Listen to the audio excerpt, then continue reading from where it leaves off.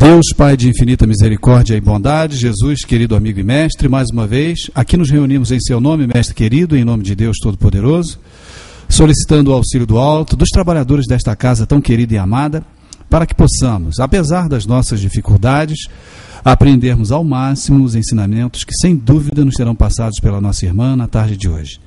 Obrigado, mestre querido, que assim seja em seu nome e em nome de Deus Todo-Poderoso. Que assim seja. Vai seguir. Então, vamos lá. Liga o bicho aí, tá ligado? Tá ligado. Não, tá ligado. Agora tá. Uma boa tarde a todos. Desculpe o atraso, mas eu quando cheguei embaixo ali, já estava chegando aqui na clínica, eu lembrei das folhinhas. E eu, como não estou mais acostumada a trazer essa coisa jurássica, mas hoje ela vai servir, voltei, né, para buscar. Bom, nós estamos no capítulo ainda falando sobre alma. Terminamos o materialismo na semana passada.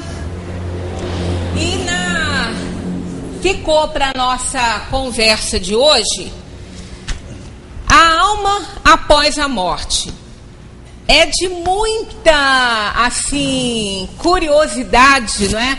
Essa questão. Porque nós sabemos quantas vezes nós já desencarnamos e já enfrentamos a volta, o desligamento da alma do corpo. Muitas vezes nós já fizemos isso. Mas como nós temos a bênção do esquecimento, e também temos um instinto de conservação que nos prende aqui. E mais importante que tudo é o medo da prestação de contas.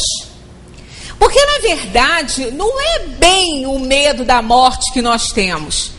Porque nós já sabemos intuitivamente que só o corpo morre, que o espírito continua vivendo na dimensão dos espíritos.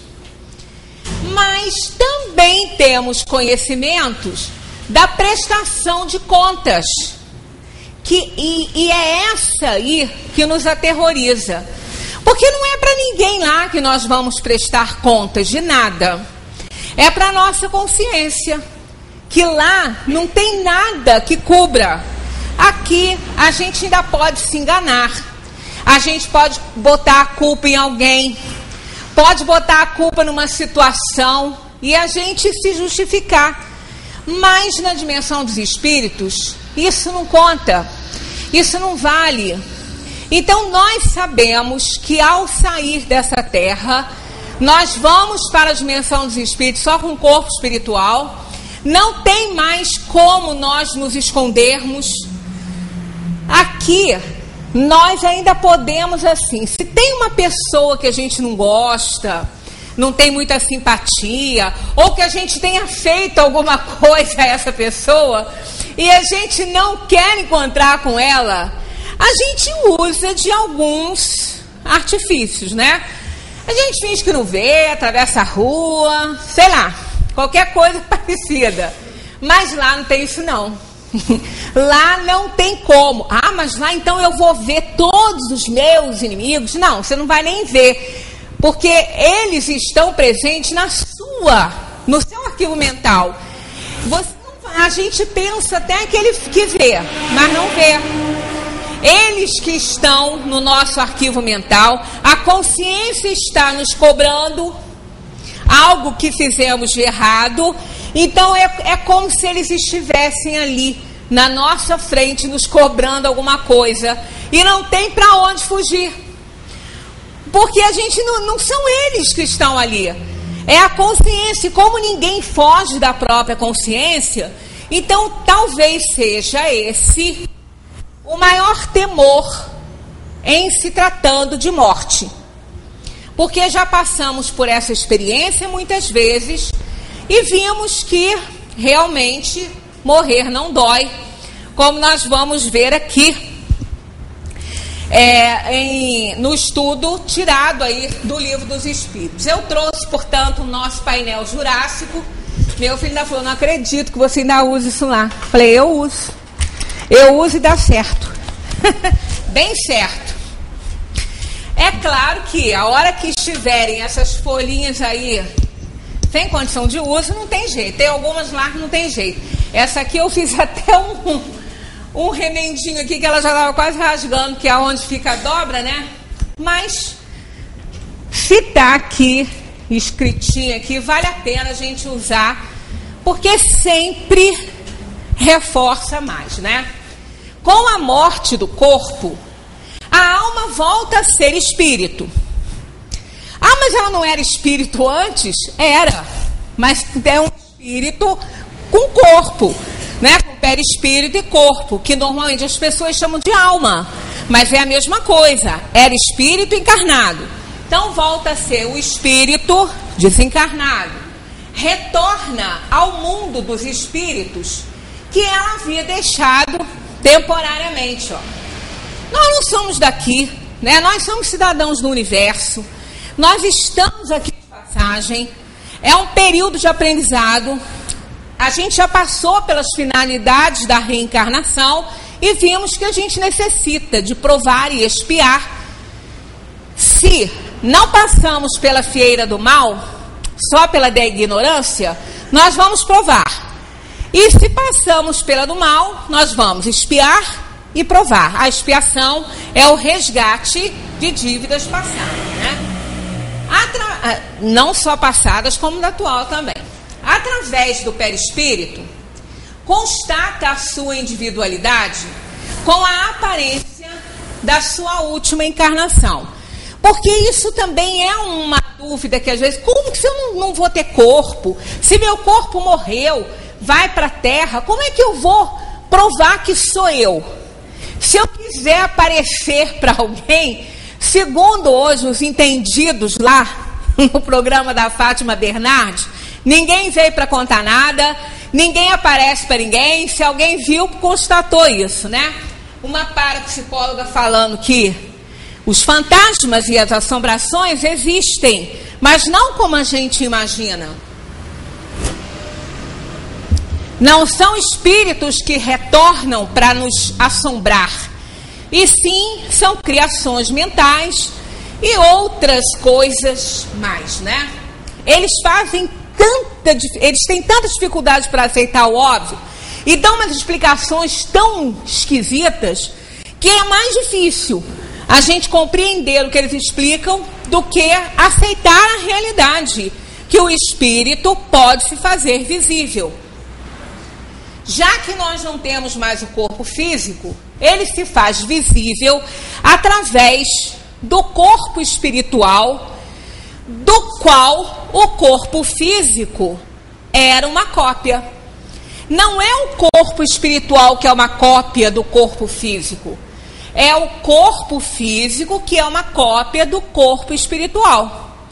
Então, através dele, nós constatamos a nossa individualidade, nós podemos aparecer para alguém e podemos até, num acasalamento fluídico muito bom, nos tornarmos tangíveis e até abraçar alguém e esse encarnado sentir a pressão do nosso abraço, né? Isso é possível, não é muito comum, as aparições são, mas a tangibilidade, a gente já passou pelo capítulo do perispírito, a gente viu que não é tão fácil assim, já que a gente depende de fluidos para se combinarem com os fluidos que nós ficamos ao desencarnarmos, que são os fluidos do perispírito, para que isso possa acontecer. Às vezes a gente ouve falar que é uma condensação de fluidos. Não é uma condensação, é uma combinação. Porque para que o espírito se faça visível com o perispírito, não adianta ele condensar os próprios fluidos, ele precisa combinar os seus com o ectoplasma dos encarnados, com outros fluidos, para que então ele possa se fazer visível e, em alguns casos, tangível para abraçar aí os afetos. Através do perispírito, constata então essa individualidade com essa aparência da última encarnação. Ah, tá, mas só da última? Então, se se eu tiver desencarnado cedo e reencarnado novamente num outro corpo e desencarnado, enquanto alguém que me conheceu na primeira encarnação ainda que esteja aí com uma idade bastante avançada, se eu quiser aparecer para essa pessoa, que pode ter sido até um pai ou, né, uma mãe daquela penúltima encarnação, como é que fica? Ele não vai me reconhecer, já que eu estarei com a aparência da última encarnação. Mas aí não vai ser a última. Ele permanece na dimensão espiritual com a última. A menos que ele já tenha tanta evolução espiritual que ele possa escolher entre as personalidades que ele já abraçou na Terra, que ele já viveu na Terra, aquela que ele mais teve oportunidade de evoluir e evoluiu. Então ele pode escolher, se ele for bem mais avançado, a evoluir. Caso ele não tenha esse poder de escolha, ele vai sempre ficar com a última aparência. Mas no caso dele ter que se fazer visível para alguém que o conheceu na penúltima encarnação e ainda se encontra na Terra, ou em qualquer outro mundo, né, que ele tenha reencarnado, ele vai tomar aquela aparência. O perispírito, como a gente viu, ele é extremamente plástico. Ele está ao comando do espírito. Então, são fluidos que vão obedecer às ordens do espírito. Então, se nós precisarmos de aparecer para alguém que nos conheceu na penúltima encarnação, vamos tomar aquela forma para aparecer para aquela pessoa. Do contrário, vamos ficar sempre com a aparência da última encarnação. Sempre a última, até que, evoluindo, entrando num nível maior de aperfeiçoamento, a gente não vai mais reencarnar num mundo como esse aqui, a Terra. Então aí sim, nós entregamos ao planeta aqueles fluidos que compunham aquele perispírito que nós tanto precisamos e usamos, para compor um perispírito com os fluidos do planeta que vamos reencarnar. Só nessas condições que a gente deixa o perispírito aqui. Do contrário, enquanto nós precisarmos de reencarnar nesse plano aqui, nós vamos permanecer com o perispírito formado dos fluidos desse planeta, que vai ficar conosco até que a gente não precise mais dele. Não leva nada deste mundo, apenas a lembrança e o desejo de ir para um mundo melhor. A gente sabe disso aqui. A gente tem consciência disso aqui. Porque quantas vezes já fomos e já voltamos e já retornamos? Quantas vezes? Nunca levamos nada. E ainda que a gente não tenha essa ideia reencarnacionista, a gente continua com a certeza que a gente não leva. Vocês já viram caixão com gaveta? Ou carregando um caminhãozinho com alguma coisa? Puxado, né? Com um caminhãozinho para alguma coisa. A gente já viu, sim, aquele que pediu para ser enterrado dentro do carro. Não sei se vocês já assistiram essa reportagem. Ele tinha um carro que ele adorava, muito caro, por sinal. Não me lembro se era uma Ferrari, era coisa desse tipo aí. E ele pediu para ser sepultado dentro do carro. Ele queria levar o carro com ele. Deve estar andando de carro, né? Na dimensão dos espíritos. Deve estar lá dirigindo. Quer dizer, é possível? Na mente dele é. Nunca seria a realidade. Mas se a fixação dele for tão grande naquilo ali, ele vai custar muito a sair do período de perturbação e vai achar que realmente ele está dirigindo o carro dele. Porque existe o que a nossa próxima, o nosso próximo estudo vai ser sobre a perturbação espiritual, né? Então a gente continua, às vezes, fazendo a atividade que a gente gosta.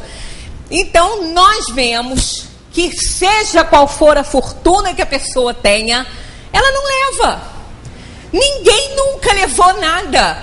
Vai para lá. Inclusive tem uma historinha que eu não acho que seja verdadeira, não.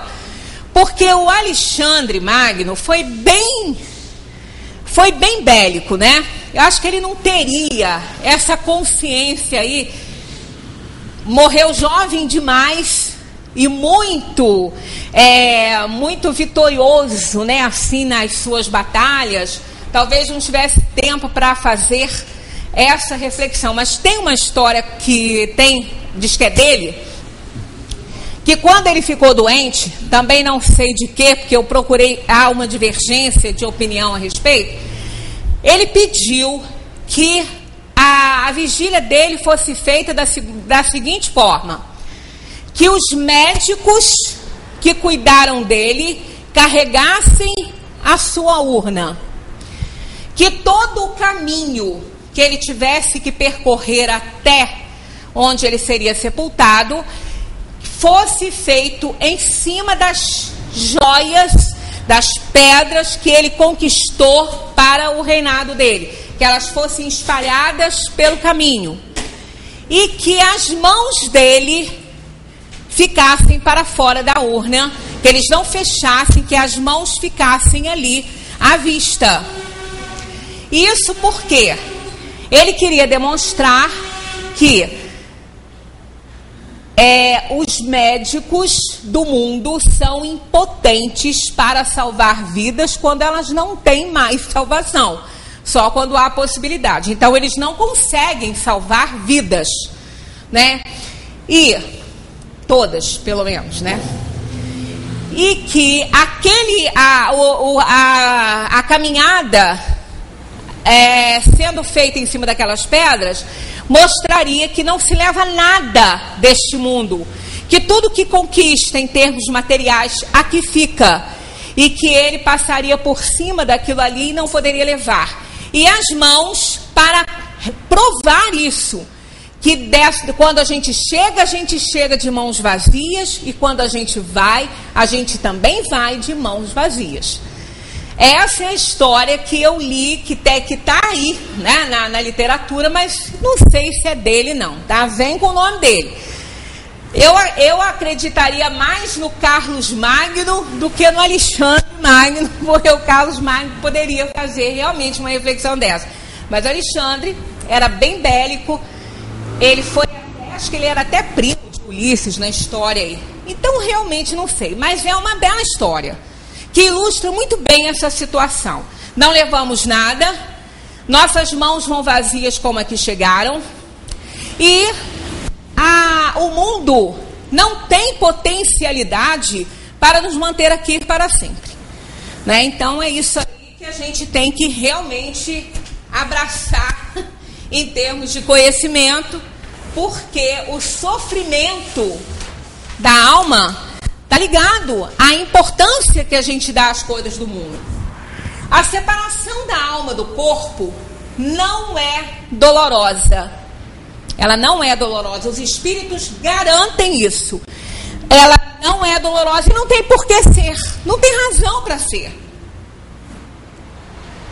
Já estudamos o perispírito e vimos que o perispírito deixa o corpo porque o corpo morreu. O corpo não morre porque o espírito se retira. Ninguém morre dormindo. Ninguém morre dormindo. Não tem essa possibilidade de morrer dormindo. Ah, mas olha, fulano foi deitar, nunca acordou. Pior é dizer, acordou morto, né? Não, eu já ouvi isso, acordou morto. Como é que é acordar morto, né?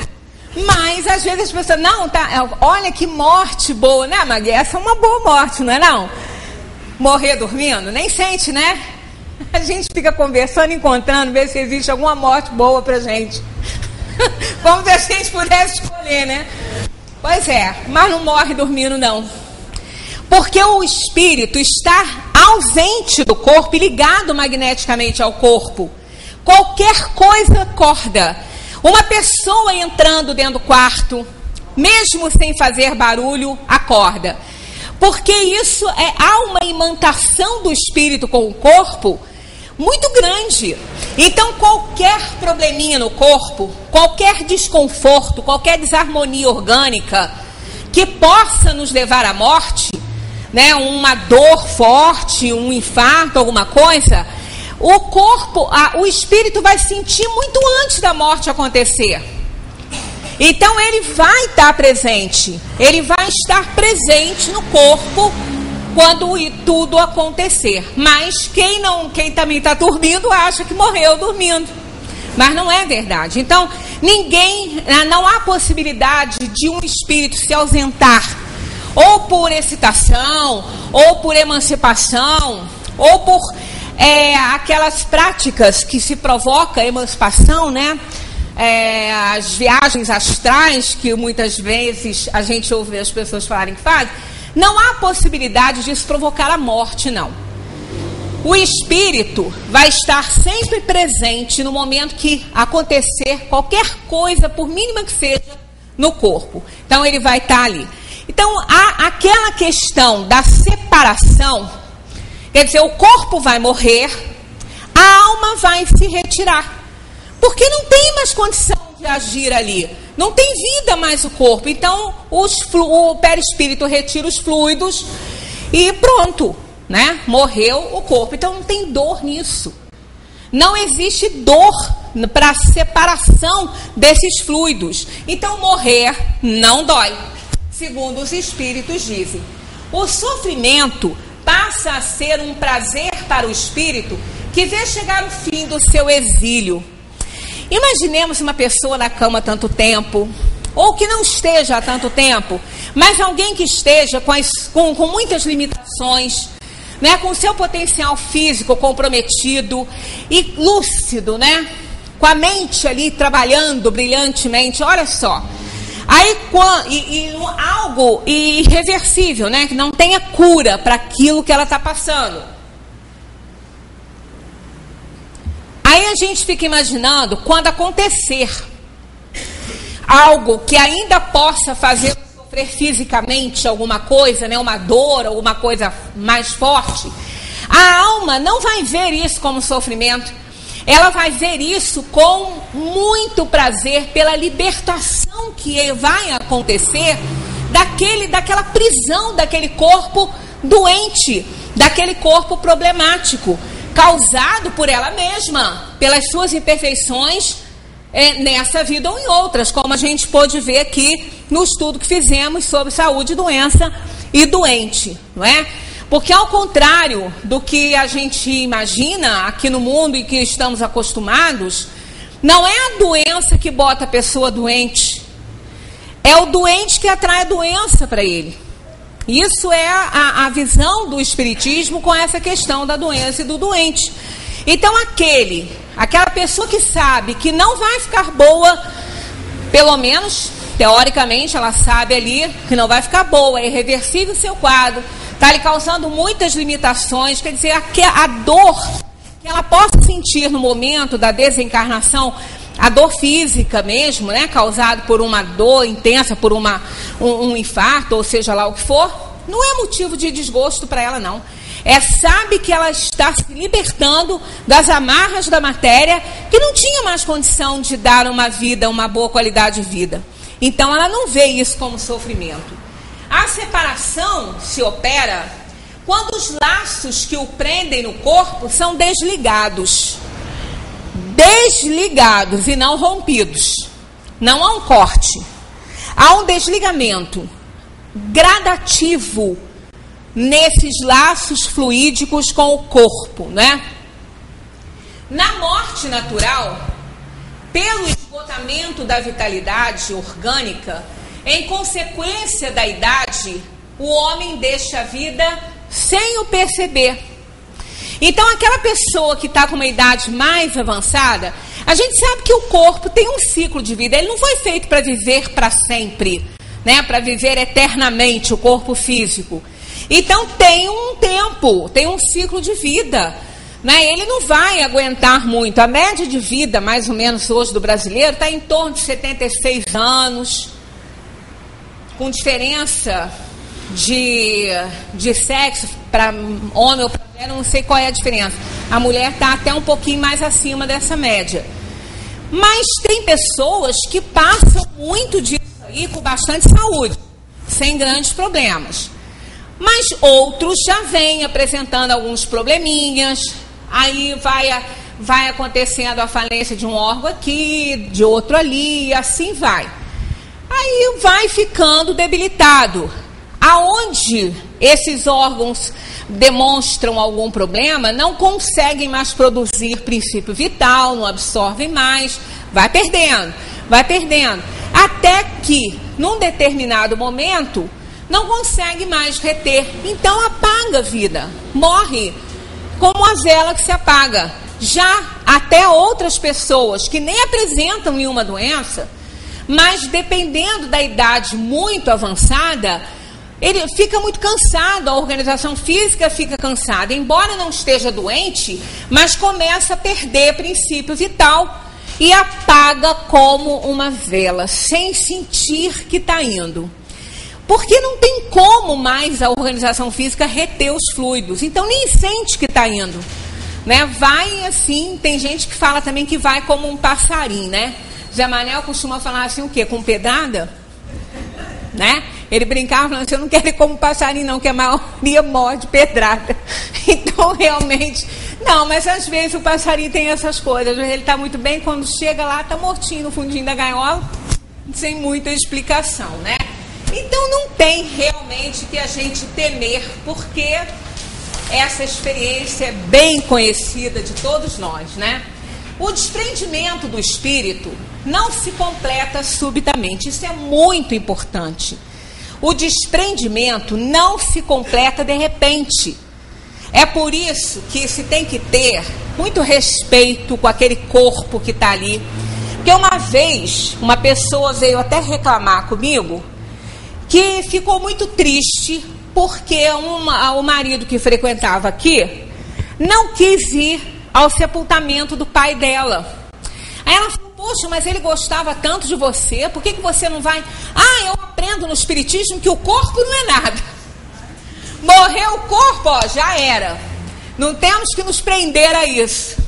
Quer dizer, é aquelas coisas, né? O que a gente fala aqui pode não ser muito bem interpretado. O corpo não é nada perante o espírito. Agora, enquanto nós estamos vivendo, esse corpo é muito importante, porque ele é um instrumento de trabalho da alma. A gente tem que cuidar muito bem dele. E quando desencarna a alma, né, quando morre o corpo, enquanto nós estamos ali na vigília, merece muito respeito. Tanto que há um comportamento assim muito caridoso nas escolas de medicina com os corpos que vão para lá para serem estudados, não é? Todos fazem uma oração, todos fazem uma reverência àquele corpo que está ali, que é um corpo que está morto, mas que pertenceu a uma alma querida, muito querida por alguém, por uma família que foi amado, que amou. Então é um corpo, mas não se pode desrespeitar isso aí, né? Então a gente tem que até aquele último momento ali que nos é dado, né, para nos habituarmos, pelo menos começar a nos habituar com a presença da ausência que nós vamos ter por causa daquela partida, ter um respeito enorme, não é? É muito importante isso. Até porque não se sabe quanto tempo a alma vai levar para se desprender. É muito comum a alma estar presente no seu velório. É comum até ela estar presente na autópsia. É comum ela estar presente lá naquela faculdade lá, quando ela mesma ofereceu o envio do próprio corpo para ser estudado. Isso não é raro, não. Não é algo raro de acontecer. Podemos evitar isso em vida, mas raro não é, não. Muitas vezes o morto, quer dizer, o morto não, né? A alma desencarnada está lá no meio do povo. De quem será esse enterro, esse sepultamento? E olha, e às vezes nem reconhece, né? Nem acha que é ele, né? E fica perguntando para um e para outro e ninguém dá atenção, né? Ninguém ouve. Mas sempre tem um médium, alguma coisa que percebe a presença. Então a gente tem que ter cuidado até com o que a gente fala, né, a respeito daquele corpo ali, daquela pessoa ali, digamos assim, que não é muito mais viva, mas que é ainda, né, algo importante na vida e tem que ser respeitado, não resta a menor dúvida. Ela se completa gradualmente, com lentidão, variável segundo os indivíduos. Pode ser que rapidamente o espírito se emancipe daquele corpo, né? Deixe aquele corpo, mas pode ser que ele ainda fique tempo variável ali junto, não se sabe. Não é? Nós temos uma historinha também, essa é real, inclusive, Divaldo que costuma contar essa história, porque aconteceu com uma senhora que trabalhou na Mansão do Caminho. Eu, escutando uma palestra dele, eu ouvi essa história, e ela está narrada num dos livros, não sei se é dele, sei que ele contou. Essa senhora, ela era muito dedicada, ela participava das reuniões mediúnicas, das reuniões de estudo, ela dirigia a Mansão do Caminho que ele ajudava lá na Bahia. Ela teve um mal súbito, ela morreu. E as crianças ali, todo mundo em volta, chorando, tristes, né? Porque ela era muito querida. E ele vendo que ela estava ali. Tentava falar com ela, não ouvia. Ele não conseguiu estabelecer comunicação. E ele percebia um espírito junto dela, tentando fazer a mesma coisa. Mas ela não. O que ela estava fazendo era tentando consolar as crianças que choravam, como ela fazia quando ela estava encarnada, né? E as crianças também não ouviam, continuavam chorando, e ela, não, mas vocês estão chorando porque eu estou bem. Mas não estava, ela estava desencarnada, mas ela não estava percebendo. Chegou o momento do sepultamento, ela foi junto, ela foi imantada pelo corpo, ela não ficou. Porque para ela estava encarnada. Para ela, o corpo estava só dormindo. E aí, alguns diazinhos, né, e eles fazendo prece e tudo, ela depois conta isso, né? Que quando ela acordou, parece que ela estava acordando na casa dela, ela começou a sentir um cheiro de flor em decomposição. Ela falou, mas como? Eu não tenho flor em decomposição no meu quarto, eu cuido de todas. E tudo escuro. Ela não entendeu muito bem, mas aí, ela percebendo que ela estava muito imóvel ali, ela percebeu que ela estava sepultada. Aí veio a imagem daquelas crianças chorando, ela se vendo na cama, porque naquele momento ela ainda estava na cama. Aí ela se deu conta que ela tinha desencarnado. Aí ela fez uma prece. Nesse momento, uma luzinha se fez presente dentro do túmulo, ali perto dela, e foi ampliando. E ela viu uma irmã, que ela chamava de Liebe, irmã Liebe, que era um espírito que frequentava a reunião mediúnica. E disse para ela, eu estive do seu lado todo o tempo, mas você não me ouvia. Vamos sair daqui. Nós não temos que ficar aqui. Aí, assim, é questão de pensamento. O espírito nada entrave para ele, né? Então, vejamos, tá vendo? Olha, ela não percebeu. Realmente, ela demorou um pouquinho mais para se dar conta que ela não estava mais naquele corpo. Mas não houve desespero, não houve sofrimento, não houve isso, né? Como a gente imagina. Não é como a gente acordar dentro de um espaço assim, sepultado vivo. Não é isso, né? Logo se percebe que realmente algo aconteceu e a prece é o recurso para toda hora, que foi o que realmente aconteceu com ela, né? Então, essa é com lentidão, variável, de pessoa para pessoa. Verifica-se mais ou menos rápido, de acordo com a afinidade existente entre o corpo e o espírito, que está na razão da preponderância que durante a vida o espírito deu à matéria. Por isso que a gente pode evitar uma situação assim. Aquelas pessoas muito apegadas à matéria, Não é? Aquelas pessoas que acham que realmente a matéria é mais importante que o espírito, e esse apego o tempo todo, então isso aí vai provocar um mal-estar, sim, depois da morte do corpo, não é nem da desencarnação. Porque como a gente pode ver ali, desencarnação e morte do corpo não acontece junto, né? Por causa da ligação. Não que o espírito esteja ligado ao corpo pelos filamentos nervosos, pelos fluidos do perispírito. Não estão. Mas a sensação é como se estivéssemos. Né? Não está mais, o corpo está morto. Mas ele acha que ele está vivo. Então ele fica imantado o tempo. Eu não vou relatar isso aqui, porque senão não dá nem, né? Não dá nem tempo, mas quem quiser consultar o livro O Céu e o Inferno, ali tem. Ali tem essas sensações todas, né? O que o espírito pode passar.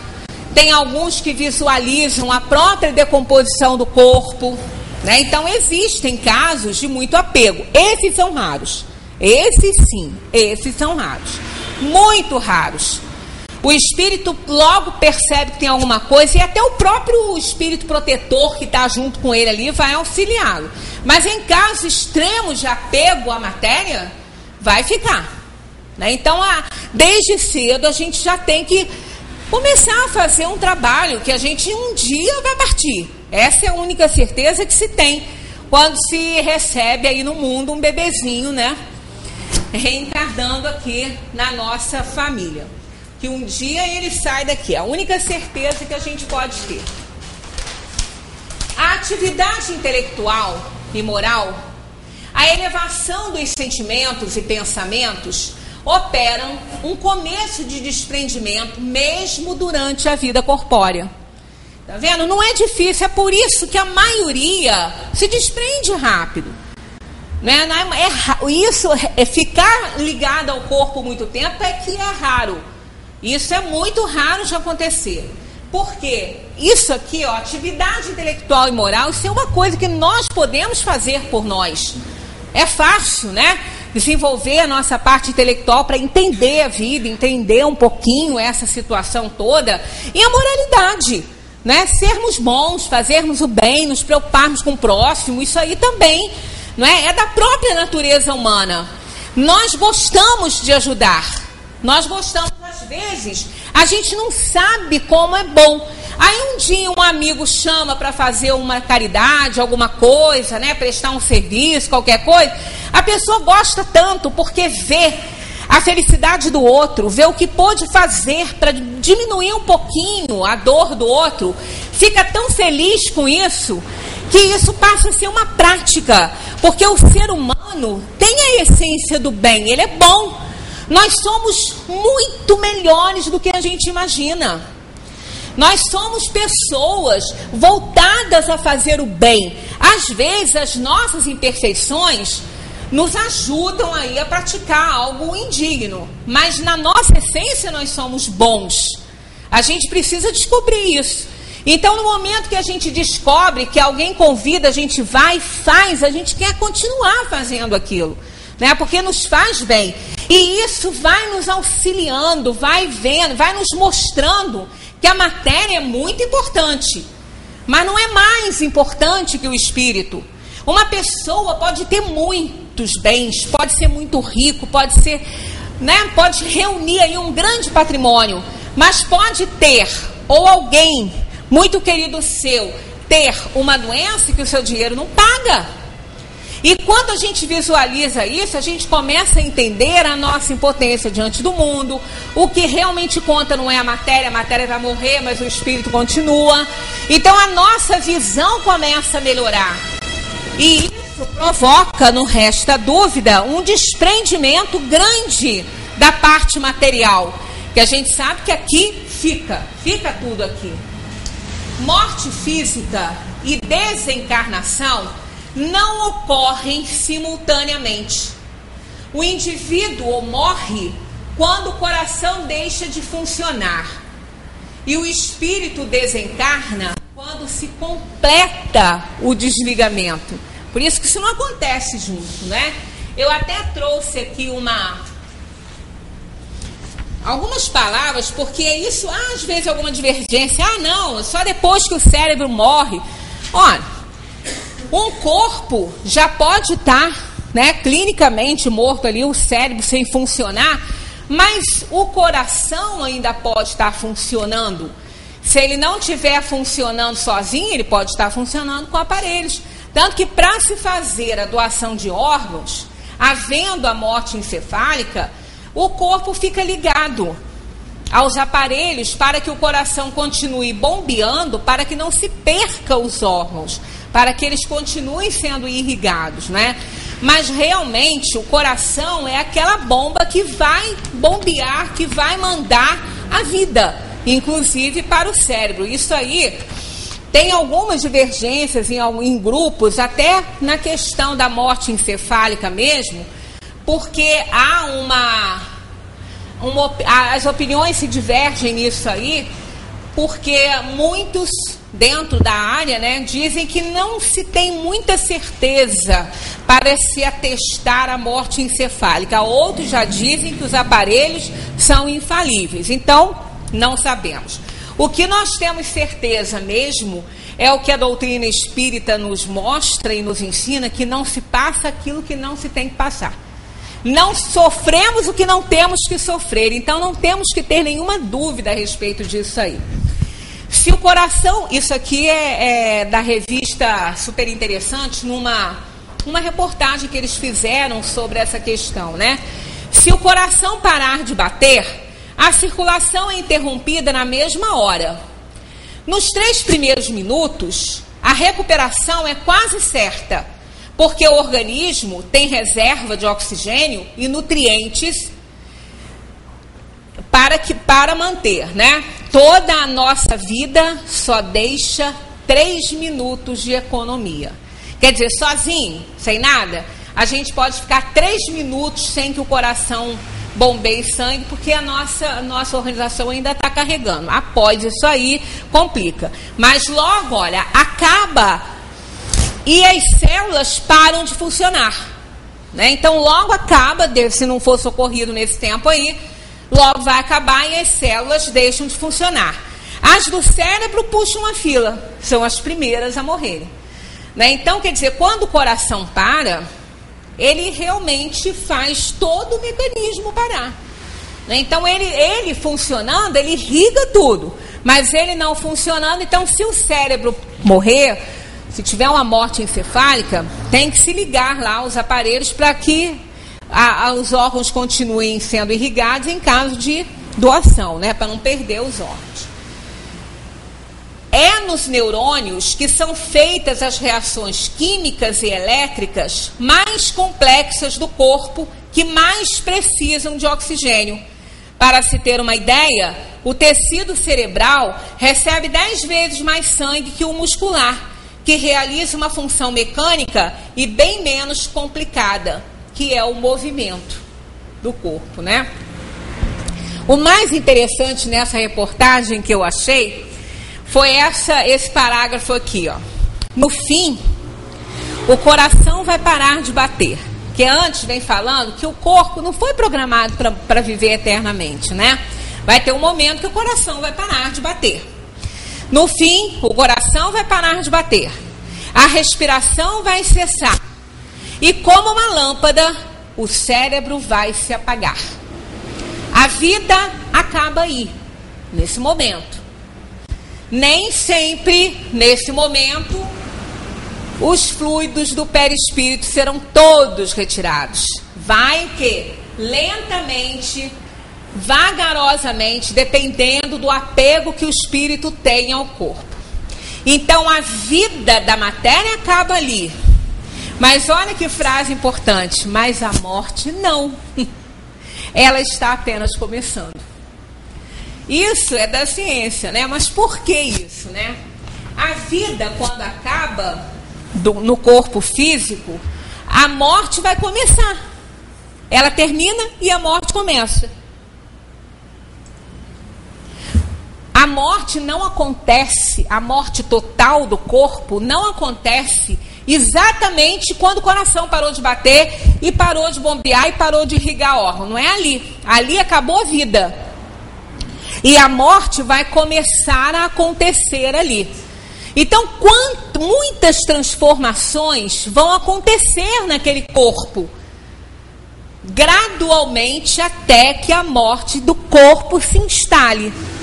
Muitas coisas, o corpo vai perdendo a temperatura, isso é processo de morte, vai perdendo a temperatura, que ele não consegue mais manter, né? Os músculos vão se enrijecendo aos poucos, não é de repente, não é de repente que morreu, ficou duro lá, não é assim. Até aquela frase de cair duro não funciona, ninguém cai duro. Ninguém infarta e cai duro. Não, tá molinho ainda, porque a morte nem começou ainda. A vida acabou e a morte vai começar, né? Ninguém cai duro, cai simplesmente, né? Se bem que teve uma reportagem que eu não sei se vocês lembram, até que eu achei, foi trágico, mas foi meio engraçada aquela situação. Eles estavam assaltando um cara no posto de gasolina, lembra? Aí um deles, de repente, a impressão que tem é que ele caiu duro, porque ele tombou inteirinho assim no chão, infartou naquela hora que ele estava assaltando. Coitada criatura, ainda morreu naquela situação, né?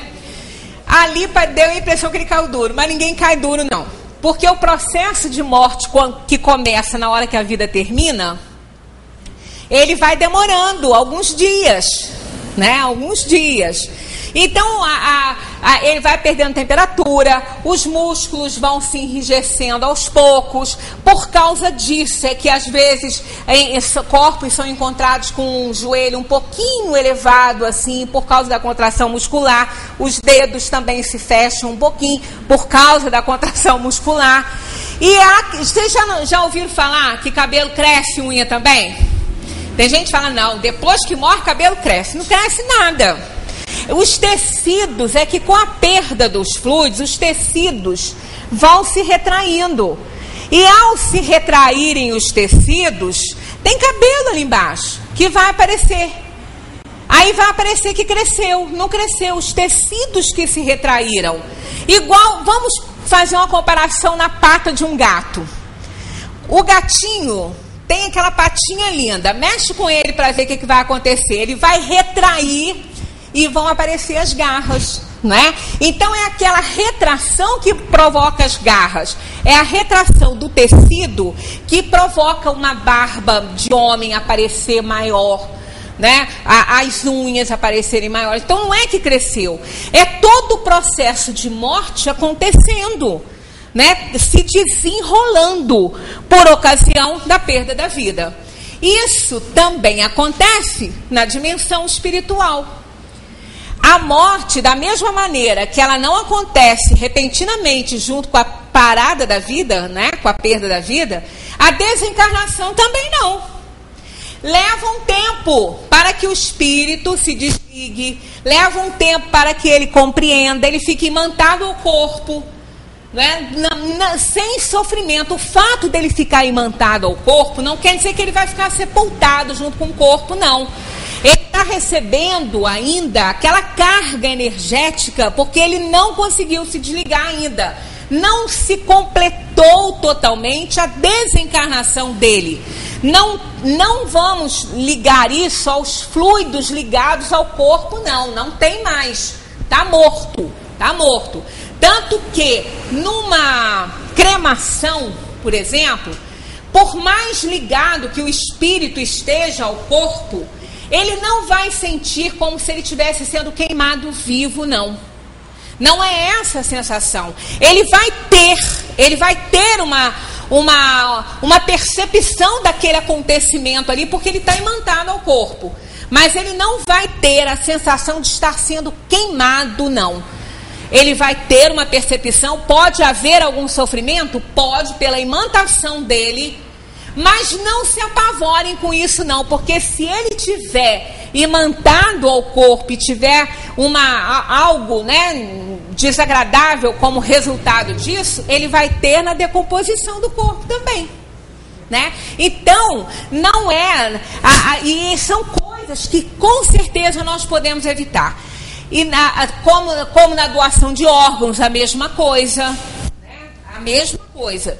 Na doação de órgãos, então, a gente acredita, pelo que a gente estuda na doutrina espírita, que o sofrimento, se ele estiver muito ligado ao corpo ainda, vai ser muito menor do que em qualquer outra situação. Porque é o último ato de caridade que alguém pode fazer para o outro.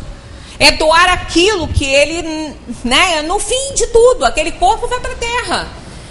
Então há também uma divisão muito grande de opiniões nessa área, mas a pedido da família, aquele corpo pode ser anestesiado. O que não vai resolver, porque não são os fluidos que estão ligados mais, está morto, o corpo está morto. Não são os fluidos, é a imantação que o espírito possa ter com o corpo que vai provocar o desconforto. Então a anestesia não resolve isso. A anestesia bloqueia nervo, bloqueia a ação dos fluidos no corpo, que não tem mais. Então não resolve. Né? É a imantação da alma ao corpo físico ainda que pode trazer algum desconforto para ele. Mas isso não tenho a menor dúvida que vai ser minimizado ao máximo pelo ato de caridade que está sendo feito ali, dando oportunidade a uma vida que pode continuar aqui nesse mundo com aquela doação. Né? Então, um ato de caridade não pode carregar efeito negativo, de forma nenhuma. Então, os próprios espíritos, o anjo da guarda, vão minimizar ao máximo aquele sofrimento que possa vir a acontecer ainda. O que talvez não fosse minimizado, né, se ele tivesse muito imantado, vendo a própria a decomposição do próprio corpo. Então, nós não temos que ter esses pavores, gente, de jeito nenhum. O espírito, o máximo que nós podemos fazer em relação ao nosso irmão, nós temos que fazer. Isso e de coração, pelo simples prazer de ver o outro melhor, né? Então, todo ato de caridade carrega efeito muito positivo, essencialmente positivo. E o espírito só sofre, só passa o que ele tiver que passar. Se um espírito não tiver que sofrer nada disso, ele vai ser retirado antes de todo esse processo acontecer, ele não vai nem ver. Então, esse merecimento nós podemos alcançar com esse trabalho aí, né? Atividade intelectual e moral, elevação dos sentimentos e pensamentos que vão operando esse início de desprendimento. E termos a consciência de que a morte do corpo e a desencarnação podem acontecer juntos ou até a retirada do espírito antes, como a gente ainda vai ver aqui para trás, se a gente tiver feito por onde disso acontecer. Né? Então a morte física e a morte e a desencarnação da alma não necessariamente ocorrem juntas, assim como a perda da vida, né? O fim da vida morreu e a morte começa a acontecer. Dessa mesma forma, acontece na dimensão dos espíritos. Perdeu, o corpo morreu, ali vai começar, sim, o desprendimento da alma, que pode ser mais ou menos rápido, dependendo da evolução dos espíritos. Não temos que temer sobre isso, nem ficar sem sono e perder o sono por causa disso. Ninguém passa nenhuma dor que não mereça passar. Não adianta correr daquilo que já está no nosso campo energético. Né? Na palestra que fizemos sobre doença, saúde e doente, ali eu espero ter ficado bem claro isso. As doenças por causas anteriores, aquelas que já estão presentes no perispírito, por traumas causados por nós ao perispírito, dessa a gente não pode correr. Dessas, pode ser mais de uma, a gente não pode correr. Mas nós podemos evitar, com certeza, as doenças provocadas pelas causas atuais. Essa está ao nosso alcance, evitar. Não tenhamos dúvida disso. Assim como está ao nosso alcance evitar o sofrimento de ver a decomposição do corpo, de sofrer uma impressão ruim, né, da cremação ou da retirada de um órgão. Ah, mas se eu posso sofrer, então não vou dar meu órgão para ninguém. Não dá não. Vê lá os vermes que está comendo ele lá depois. Porque se tiver que passar dor, vai passar de qualquer maneira. Então é melhor que façamos uma caridade, mas não é para evitar essas coisas não. Porque senão a gente está demonstrando que não está querendo fazer isso por bem do outro, né? E sim para salvar a nossa pele de alguma coisa, né? O bem só tem realmente um bom resultado e só conta bônus pra gente quando ele é feito pelo simples propósito de ajudar. A gente continua aí, porque isso parece novela, né? Continua semana que vem, no próximo capítulo, e ainda temos algumas coisas muito interessantes para falar sobre a questão da alma após a morte, né? Que não é nenhum terror, não é nada demais, é o retorno da alma à casa verdadeira, para nos encontrarmos com aqueles que nos antecederam nessa grande viagem. Vamos nos encontrar? Não tenhamos dúvida. Vamos nos encontrar com os que lá estão. E muitas vezes são eles que vêm nos receber, né? Então tenhamos muita certeza disso. Essa fé tem que ser inabalável, né? Porque ela mostra realmente a realidade, é fato isso aí. Não estamos acreditando em milagres, e sim em fatos. Muita paz para todos.